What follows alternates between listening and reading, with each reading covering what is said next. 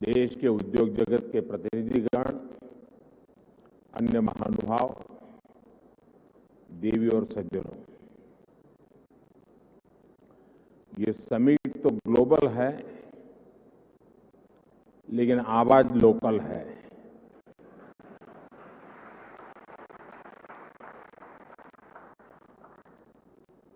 इतना ही नहीं,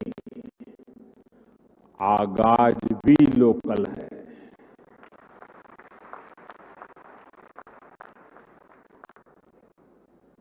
आज 21वीं सदी के विकसित होते भारत के सामर्थ्य का, उस सामर्थ्य को देखने का, उसके प्रदर्शन का एक विशेष दिवस है। आजादी के अमृत महोत्सव के इस ऐतिहासिक कालखंड में 1 अक्टूबर 2022 ये तारीख इतिहास में दर्ज होने वाली है।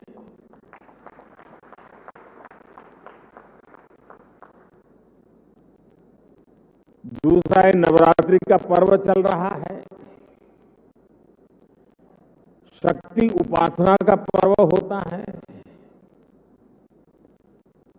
और 21वीं सदी की जो सबसे बड़ी शक्ति है, उस शक्ति को नई ऊंचाई पर ले जाने का आज भी आरंभ हो रहा है। आज देश की ओर से, देश की टेलीकॉम इंडस्ट्री की ओर से 130 करोड़ भारतवासियों को 5G के तौर पर एक शानदार उपहार मिल रहा है। 5G देश के द्वार पर नए दौर की दस्तक लेके आया है। 5G अवसरों के अनंत आकाश की शुरुआत है। मैं प्रत्येक भारतवासी को इसके लिए बहुत बहुत बधाई देता हूं।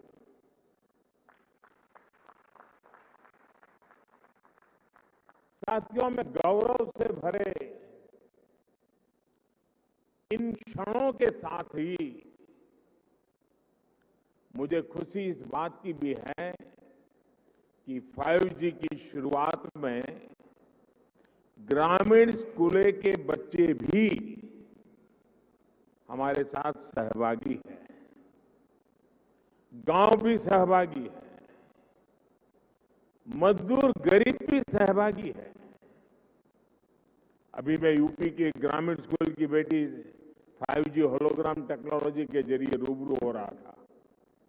जब मैं 2012 के चुनाव में होलोग्राम लेकर के चुनाव प्रचार कर रहा था तो दुनिया के लिए अजूबा था। आज वो घर घर पहुंच रहा है। मैंने महसूस किया कि नई तकनीक उनके लिए किस तरह पढ़ाई के मायने बदलते जा रही है। इसी तरह गुजरात, महाराष्ट्र, ओडिशा के गांवों के सुदूर स्कूल तक 5G के जरिए बच्चे बड़े बड़े विशेषज्ञों के साथ क्लास में नई नई चीजें सीख रहे हैं। उनके साथ नए दौर की क्लास का हिस्सा बनना, ये वाकई बहुत रोमांचित करने वाला अनुभव है। साथियों, 5G को लेकर भारत के प्रयासों का एक और संदेश है, नया भारत। टेक्नोलॉजी का सिर्फ कंज्यूमर बनकर नहीं रहेगा, बल्कि भारत उस टेक्नोलॉजी के विकास में, उसके इम्प्लीमेंटेशन में बहुत बड़ी एक्टिव भूमिका निभाएगा। भविष्य की वायरलेस टेक्नोलॉजी को डिजाइन करने में, उससे जुड़ी मैन्युफैक्चरिंग में भारत की बड़ी भूमिका होगी। 2G, 3G, 4G के समय भारत टेक्नोलॉजी के लिए दूसरे देशों पर निर्भर रहा, लेकिन 5G के साथ भारत ने नया इतिहास रच दिया है। 5G के साथ भारत पहली बार टेलीकॉम टेक्नोलॉजी में ग्लोबल स्टैंडर्ड तय कर रहा है। भारत लीड कर रहा है। आज इंटरनेट का इस्तेमाल करने वाला हर व्यक्ति इस बात को समझ रहा है कि 5G इंटरनेट का पूरा आर्किटेक्चर बदल कर रख देगा। इसलिए भारत के युवाओं के लिए आज 5G बहुत बड़ी अपॉर्चुनिटी लेकर आया है। मुझे खुशी है कि विकसित भारत का संकल्प लेकर आगे बढ़ रहा हमारा देश दुनिया के अन्य देशों के साथ किस तरह कदम से कदम मिलाकर चल रहा है। ये भारत की बहुत बड़ी सफलता है। डिजिटल इंडिया अभियान की बहुत बड़ी सफलता है।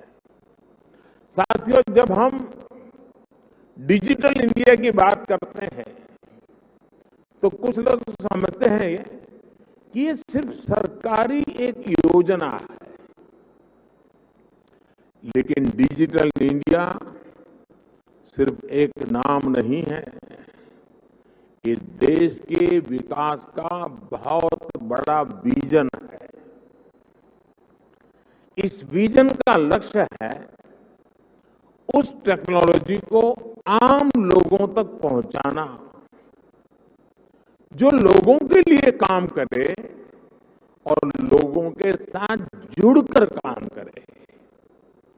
मुझे याद है जब मोबाइल सेक्टर से जुड़े इस विजन के लिए स्ट्रैटेजी बनाई जा रही थी तो मैंने कहा था कि हमारी अप्रोच टुकड़ों टुकड़ों में नहीं होनी चाहिए, बल्कि होलिस्टिक होनी चाहिए।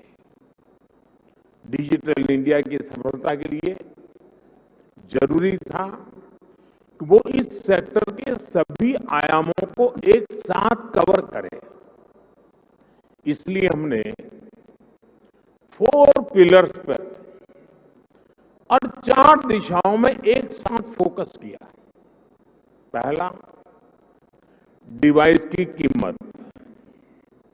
दूसरा, डिजिटल कनेक्टिविटी। तीसरा, डेटा की कीमत। चौथा, और जो सबसे जरूरी है, डिजिटल फर्स्ट की सोच। साथियों, जब हम पहले पिलर की बात करते हैं, डिवाइस की कीमत की बात करते हैं, तो एक बात बहुत स्पष्ट है। डिवाइस की कीमत तभी कम हो सकती है जब हम आत्मनिर्भर हो। और आपको याद होगा, बहुत लोगों ने आत्मनिर्भर की मेरी बात की मजाक उड़ाई थी। 2014 तक हम करीब 100% मोबाइल फोन आयात करते थे, विदेशों से इंपोर्ट करते थे। और इसलिए हमने तय किया कि हम इस क्षेत्र में आत्मनिर्भर बनेंगे। हमने मोबाइल मैन्युफैक्चरिंग यूनिट्स को बढ़ाया। 2014 में जहां देश में 2 मोबाइल मैन्युफैक्चरिंग यूनिट्स थी, 8 साल पहले 2, अब उनकी संख्या 200 के ऊपर है।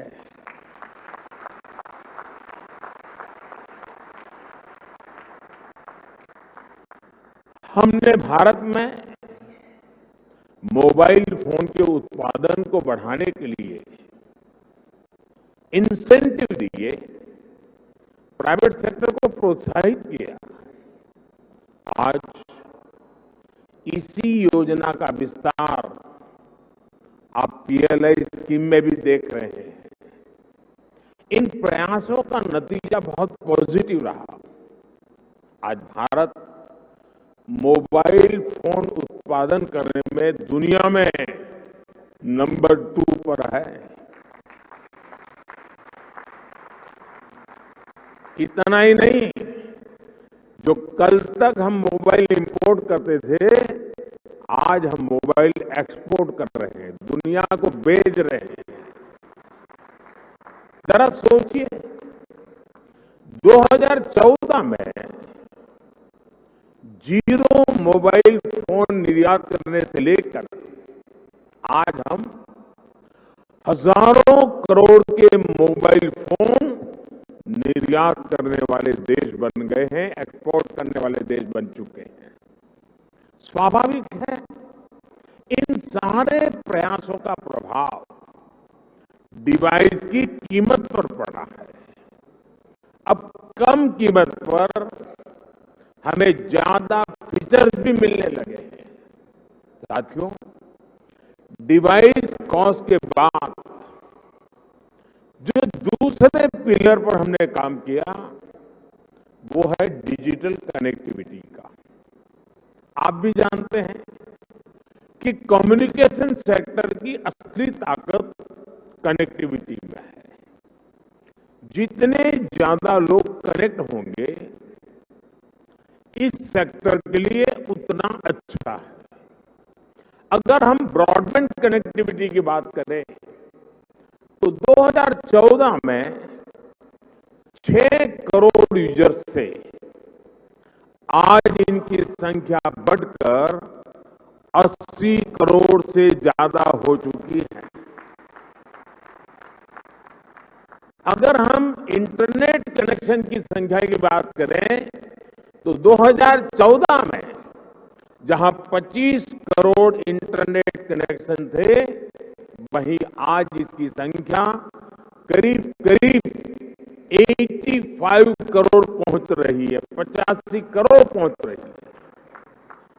ये बात भी नोट करने वाली है कि आज शहरों में इंटरनेट यूजर्स की संख्या के मुकाबले हमारे ग्रामीण क्षेत्रों में इंटरनेट यूजर्स की संख्या तेजी से बढ़ रही है।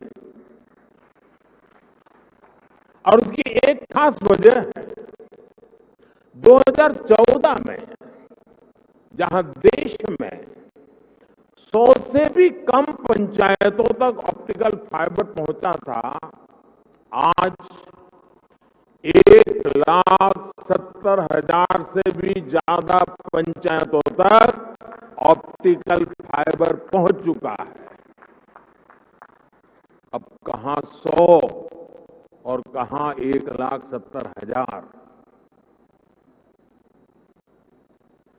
जैसे सरकार ने घर घर बिजली पहुंचाने की मुहिम शुरू की, जैसे हर घर जल अभियान के जरिए हर किसी तक साफ पानी पहुंचाने के मिशन पर काम किया, जैसे उज्ज्वला योजना के जरिए गरीब से गरीब आदमी के घर में भी गैस सिलेंडर पहुंचाया, जैसे हमने करोड़ों की तादाद में लोग बैंक अकाउंट से वंचित थे, करोड़ों लोग जो बैंक से नहीं जुड़े थे, आजादी के इतने साल के बाद जनधन अकाउंट के द्वारा हिंदुस्तान के नागरिकों को बैंक के साथ जोड़ दिया। वैसे ही हमारी सरकार इंटरनेट फॉर ऑल के लक्ष्य पर काम कर रही है। साथियों, डिजिटल कनेक्टिविटी बढ़ने के साथ ही डेटा की कीमत भी उतनी अहम हो जाती है। ये डिजिटल इंडिया का तीसरा पिलर था जिस पर हमने पूरी शक्ति से काम किया। हमने टेलीकॉम सेक्टर के रास्ते में आने वाली तमाम अड़चनों को हटाया। पहले विजन की कमी और पारदर्शिता के अभाव में टेलीकॉम सेक्टर को तमाम मुश्किलों का सामना करना पड़ता था। आप परिचित हैं कि कैसे हमने 4G तकनीकी विस्तार के लिए पॉलिसी सपोर्ट दिया। इससे डेटा की कीमत में भारी कमी आई और देश में डेटा क्रांति का जन्म हुआ। देखते ही देखते ये तीनों फैक्टर, डिवाइस की कीमत, डिजिटल कनेक्टिविटी और डेटा की कीमत, इसका मल्टीप्लायर इफेक्ट हर तरफ नजर आने लगा। लेकिन साथियों, इन सब के साथ एक और महत्वपूर्ण काम हुआ। देश में डिजिटल फर्स्ट की सोच विकसित हुई। एक वक्त था जब बड़े बड़े विद्वान, एलिट क्लास, उसके कुछ मुट्ठीभर लोग, सदन के कुछ भाषण देख लेना, कैसे कैसे भाषण हमारे नेता लोग करते हैं, वे मजाक उड़ाते थे। उनको लगता था कि गरीब लोगों में क्षमता ही नहीं है, ये डिजिटल समझ ही नहीं सकते, संदेह करते थे। उन्हें शक था कि गरीब लोग डिजिटल का मतलब भी नहीं समझ पाएंगे। लेकिन मुझे देश के सामान्य मानवी की समझ पर, उसके विवेक पर, उसके जिज्ञासु मन पर हमेशा भरोसा रहा है।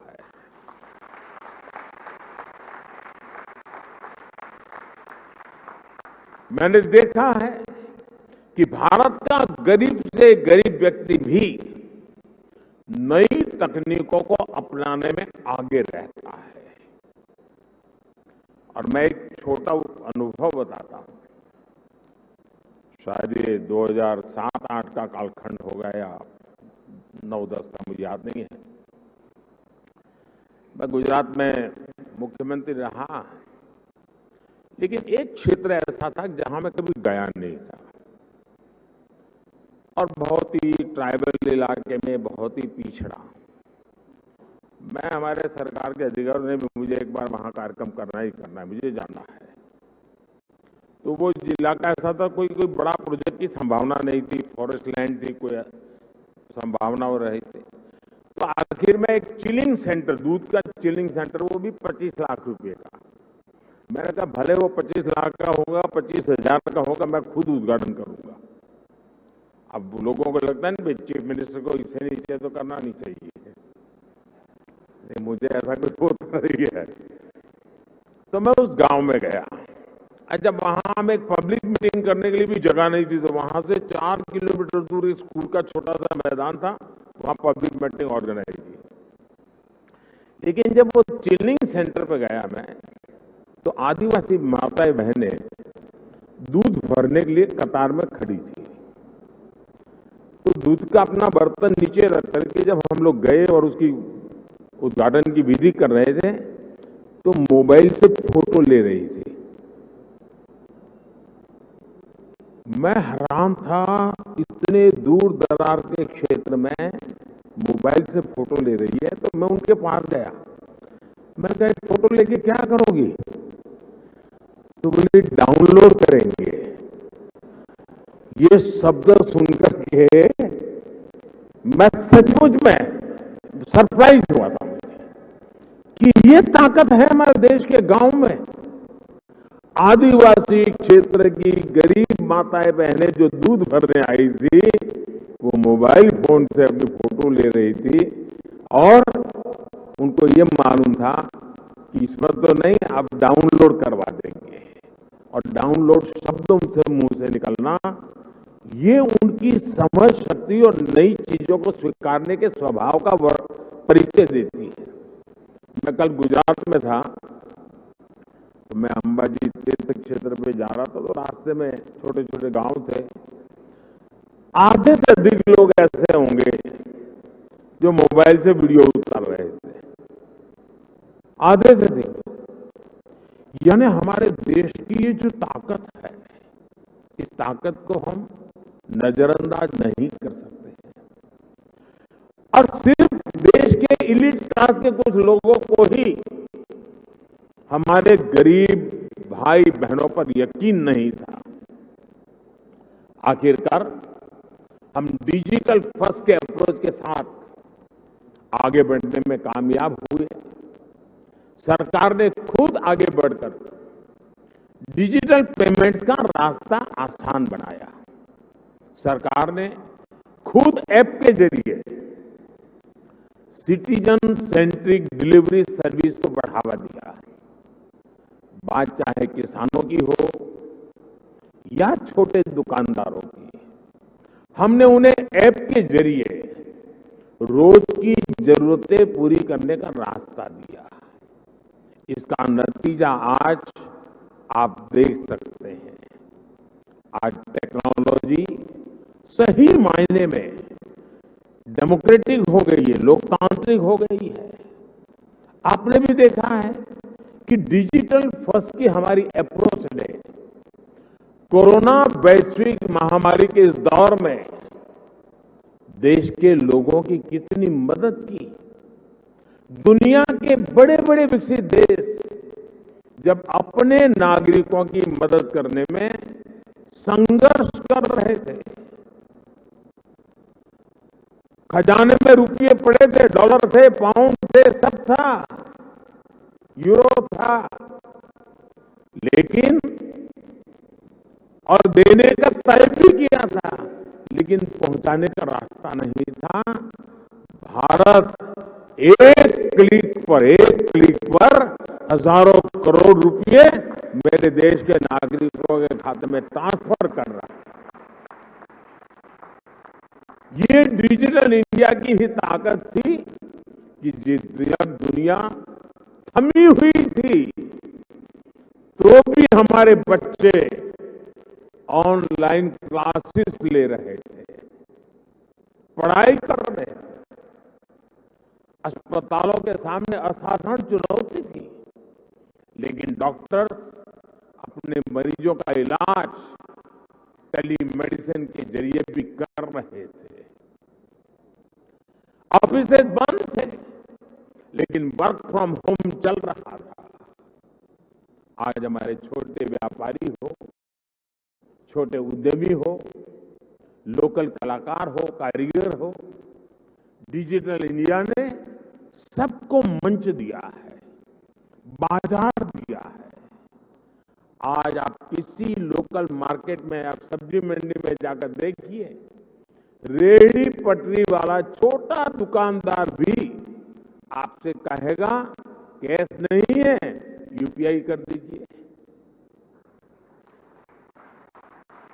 मैंने तो बीच में एक वीडियो देखा, कोई भिक्षुक भी डिजिटली पेमेंट लेता है। ट्रांसपेरेंसी देखिए। ये बदलाव बताता है कि जब सुविधा सुलभ होती है तो सोच किस तरह सशक्त हो जाती है। साथियों, आज टेलीकॉम सेक्टर में जो क्रांति देश देख रहा है, वो इस बात का सबूत है कि अगर सरकार सही नीयत से काम करे तो नागरिकों की नीयत बदलने में देर नहीं लगती है। 2G की नीयत और 5G की नीयत में यही फर्क है।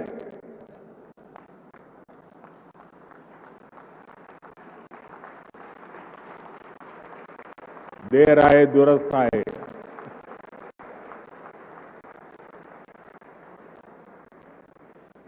भारत आज दुनिया के उन देशों में है जहां डेटा इतना सस्ता है।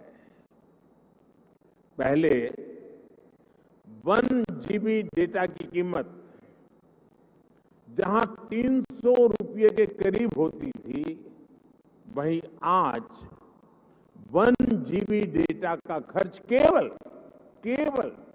10 रुपये तक आ गया है। आज भारत में महीने भर में एक व्यक्ति मोबाइल पर करीब एवरेज 14 GB डेटा इस्तेमाल कर रहा है। 2014 में इस 14 GB डेटा की कीमत होती थी करीब 4,200 रुपये प्रति महीना, 4,200 रुपया। आज इतना ही डेटा 1,250 रुपये या ज्यादा से ज्यादा 150 रुपये, 125 या 150 रुपये में मिल जाता है। यानी आज गरीब के, मध्यम वर्ग के मोबाइल डेटा के करीब 4,000 रुपये हर महीने बच रहा है उसके जेब में।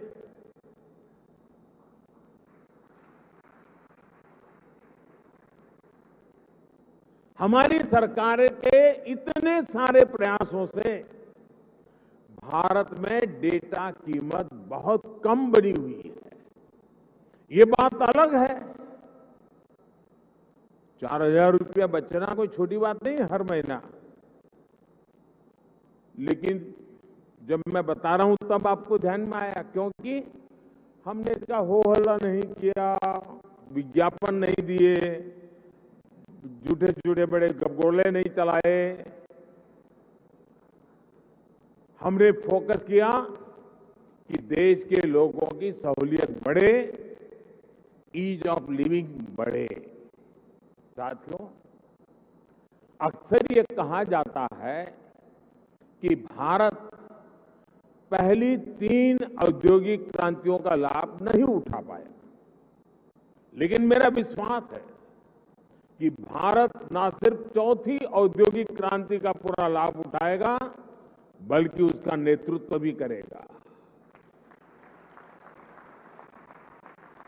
और विद्वान लोग तो कहने लगे हैं कि ये भारत का दशक नहीं, ये भारत की शताब्दी है। ये डेकेड नहीं, सेंचुरी है। भारत ने किस तरह 4G आने के बाद टेक्नोलॉजी की दुनिया में ऊंचाई छलांग लगाई है, इसके हम सभी साक्षी हैं। भारत के नागरिकों को जब टेक्नोलॉजी के समान अवसर मिल जाते हैं, तो दुनिया में उन्हें कोई पछाड़ नहीं सकता। इसलिए आज जब भारत में 5G का लॉन्च हो रहा है, तो मैं बहुत विश्वास से भरा हुआ हूं दोस्तों। मैं दूर का देख पा रहा हूं,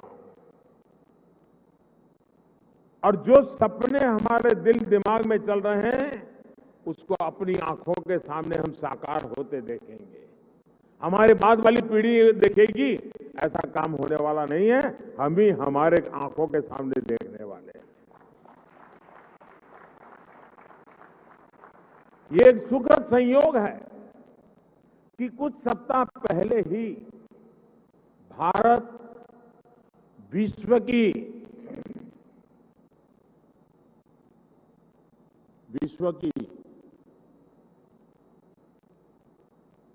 5वीं सबसे बड़ी अर्थव्यवस्था बना है।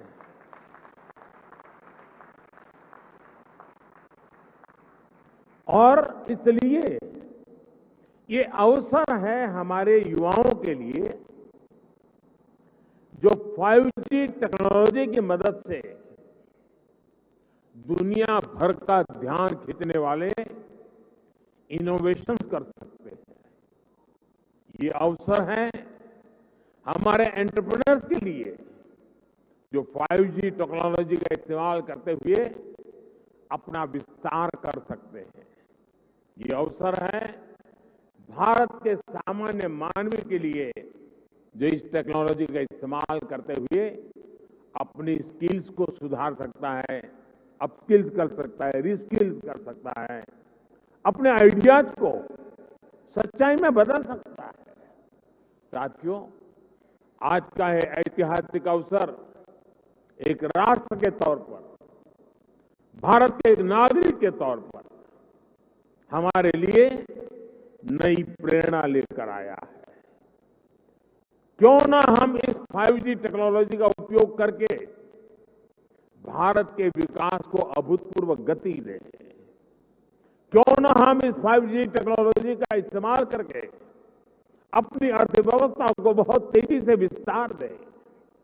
क्यों ना हम इस 5G टेक्नोलॉजी का इस्तेमाल करके अपनी प्रोडक्टिविटी में रिकॉर्ड वृद्धि करें।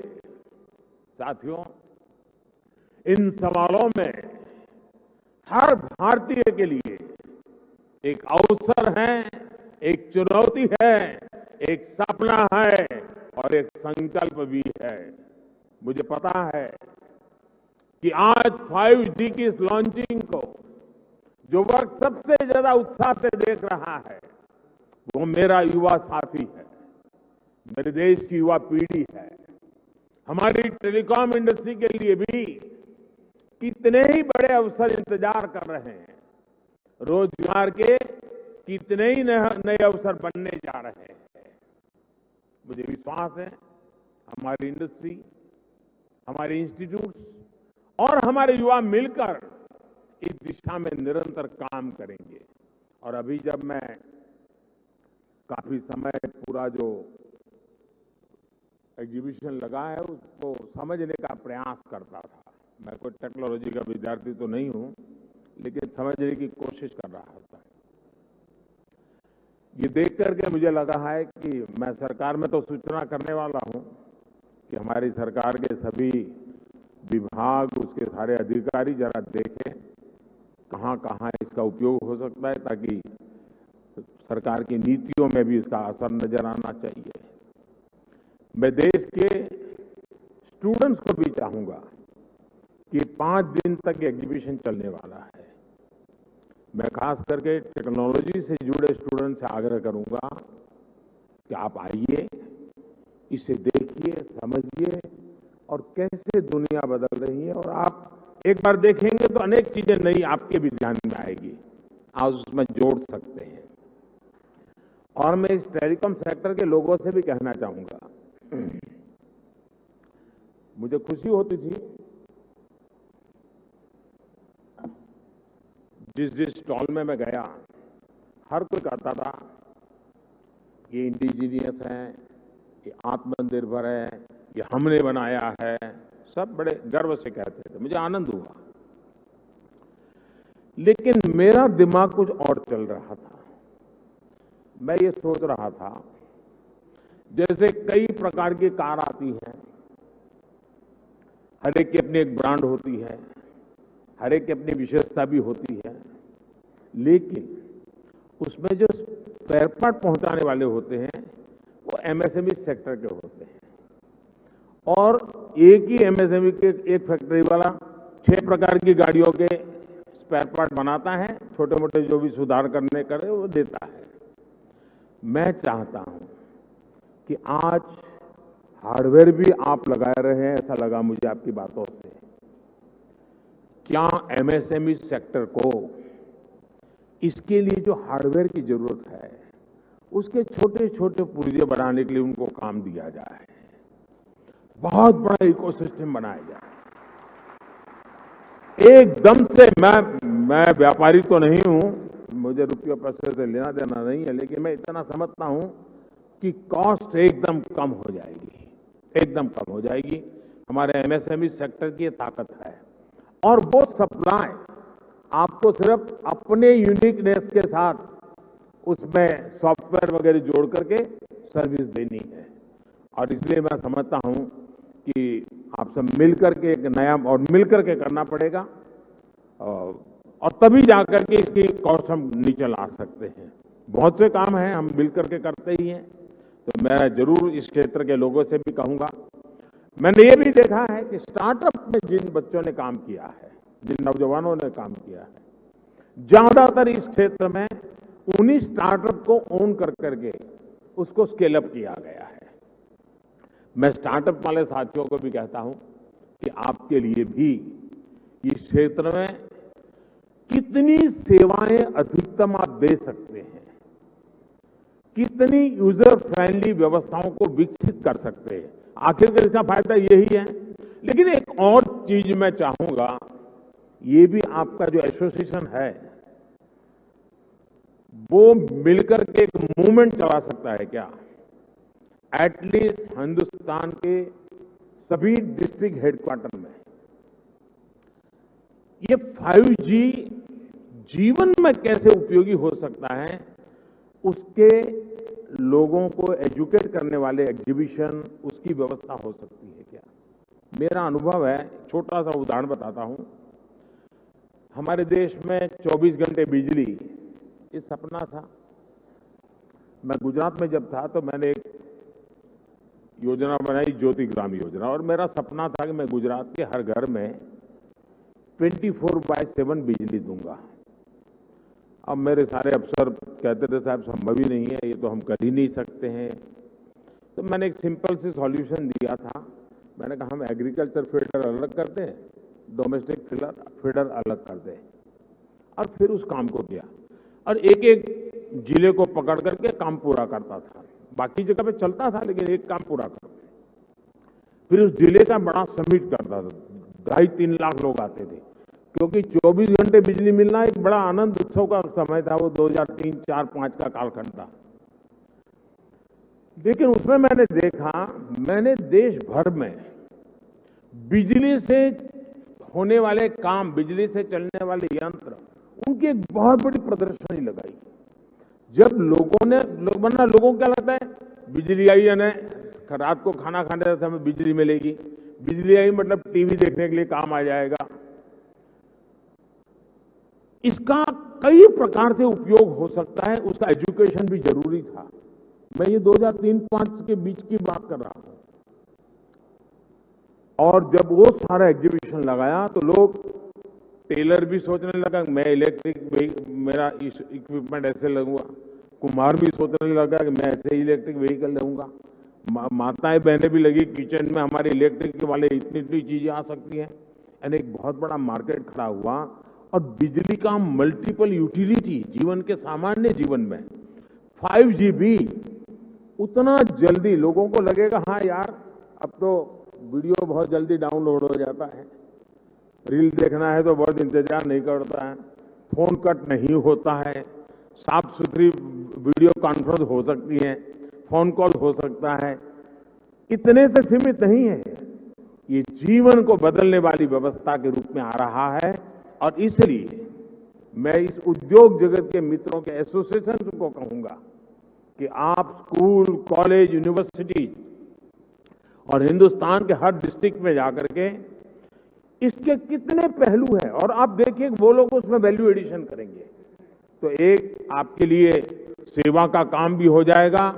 और मैं चाहूंगा कि इस टेक्नोलॉजी जीवन में सिर्फ बातचीत करने के लिए या कुछ वीडियो देखने के लिए सीमित नहीं रहनी चाहिए, ये पूरी तरह एक क्रांति लाने के लिए उपयोग होना चाहिए।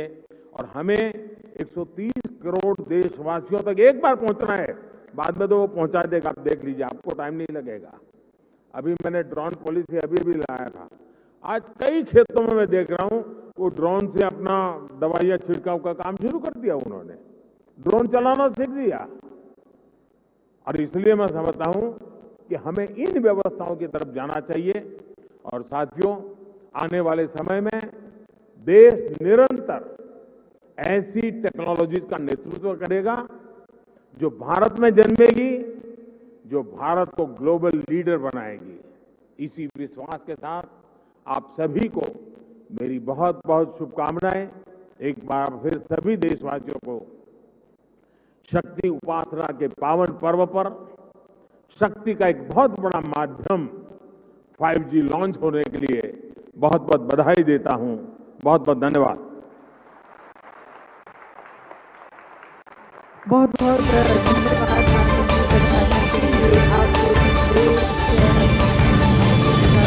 हमेशा से सभी में एक नई